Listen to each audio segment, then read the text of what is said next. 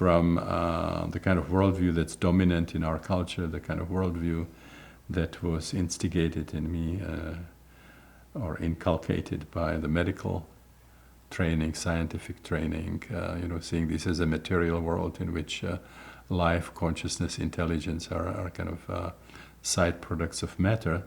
And I would move all the way to the other side of the spectrum to something like the Hindu concept of Maya and Lila, where consciousness ultimately is, reality ultimately is created by consciousness. It's virtual reality. You can have orchestration of experiences that would create the illusion of a world, including a material world. And I think 20 years from now, when the whole technology of virtual reality is,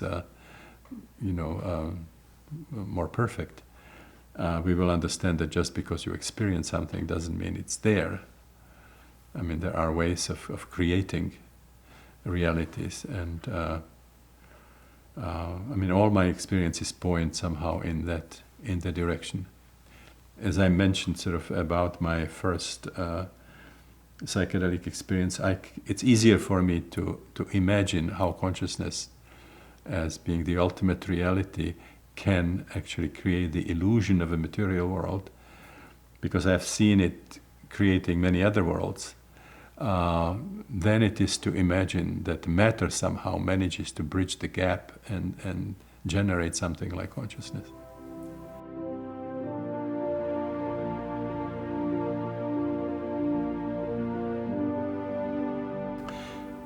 We like to think about ourselves as being sort of individual. That means, body, egos, clearly demarcated, clearly separated from others. Again, the work with holotropic states would lead much more to an idea that we're kind of multiple personalities, only able to handle it better than people who have that problem as a clinical issue. So more like sort of sub-personalities, the way Assagioli talks about it.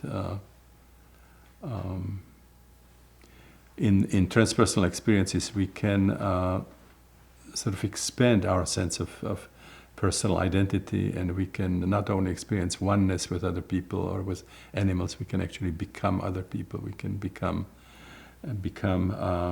other life forms, or even archetypal beings, so that ultimately we don't have a fixed identity. Our identity somehow stretches from the body ego all the way to the creative source itself.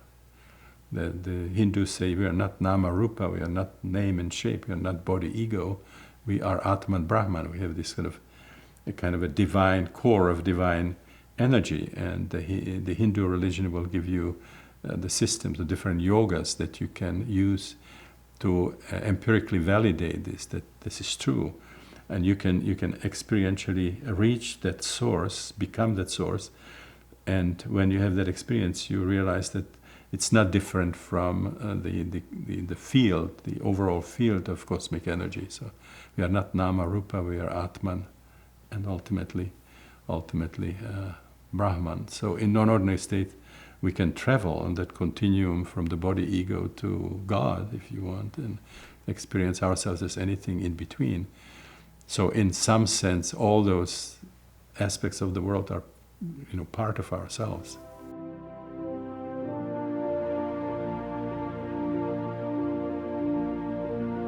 Well, obviously, we have very profound crises, and it's not difficult to imagine, if it continues at this rate, that we would not make it as a species. I mean, I'm not talking just about atomic war or accidents and so on, but just the degree of pollution, industrial pollution. We are using fossil fuels and turning them into something that's hostile to life, whether it goes into the air or into the ground or into water.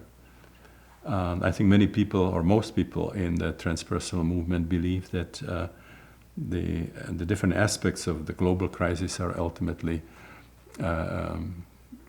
results of just one thing. They have one common denominator, which is the state of consciousness evolution of the human species. I mean, if we could change our consciousness, we could solve all those problems. There's no other problems for the planet than people.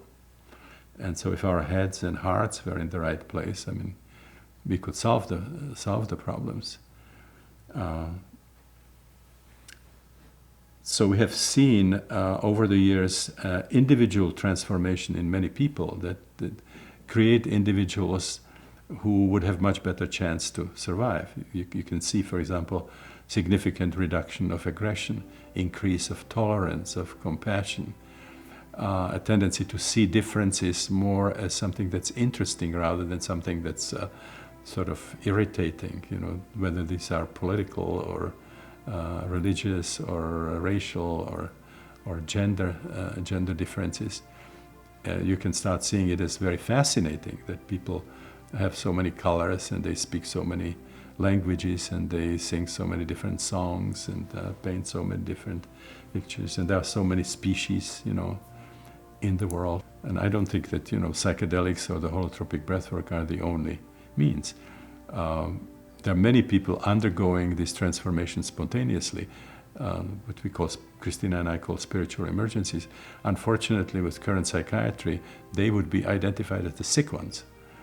And there's a tendency to suppress this, something that could be transformation in a very positive direction. There are certainly a lot of spiritual disciplines. There are, shamanic practices. I mean, there's a whole spectrum of things that people could do, as long as we recognize that this is a direction that's desirable, that we want to go. And if we could sort of put media behind it, that's an extremely powerful tool. Unfortunately, still I think the general attitude of the media is dictated by people who are sitting in the university chairs, who, when they hear about transpersonal psychology, say, nonsense, flaky, irrational, and so on. So they let their own, I think, the choice of their topics and so on, influenced by these kinds of voices.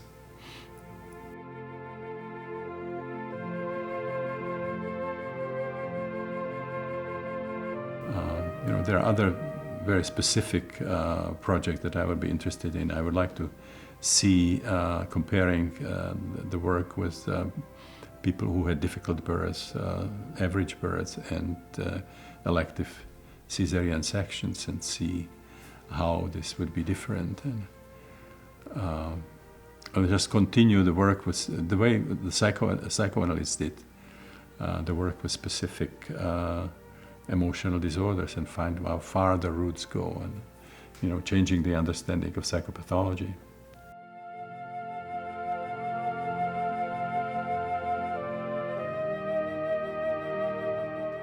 Well, what I would tell new researchers, first of all, tremendous appreciation for the kind of perseverance and tenacity with which you guys worked to get the permission, because you're dealing with just enormous ignorance in the field, and so just the fact that you hang in there and get the permission, I feel really tremendous appreciation and gratitude for that.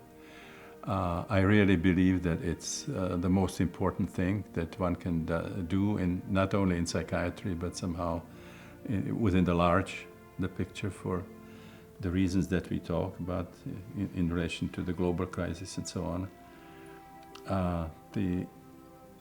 My wish is that you continue doing it in a very kind of a responsible, way.